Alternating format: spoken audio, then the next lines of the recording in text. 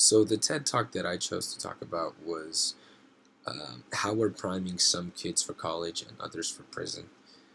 I chose this TED Talk because I felt like it was relevant to what's going on in society today with a lot of the problems between law enforcement and civilians, and how we keep sending kids to prison and overcrowding prisons and overfunding prisons and things of that nature.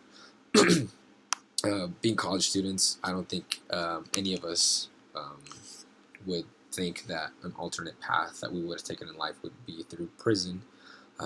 But the speaker points out that, unfortunately, for a lot of youth in America, this is the reality, um, especially for minority youth or youth that live in low-income neighborhoods.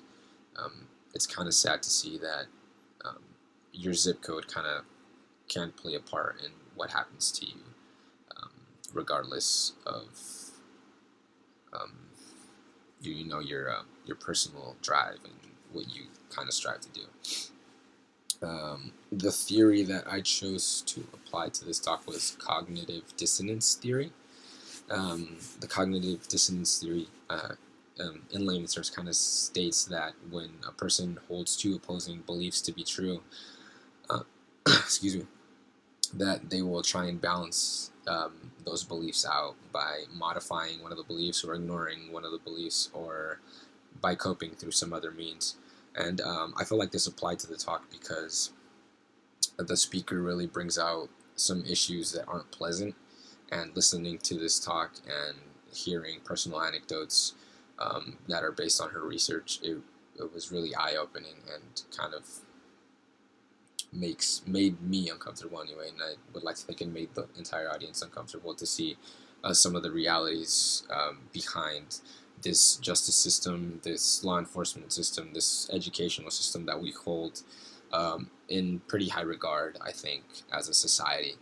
And so by pointing those flaws out, I think that she persuades us to kind of change our beliefs about it and hopefully take some action to kind of correct the problem. Um, and I think that's where the speaker is really effective. I learned two things from this assignment.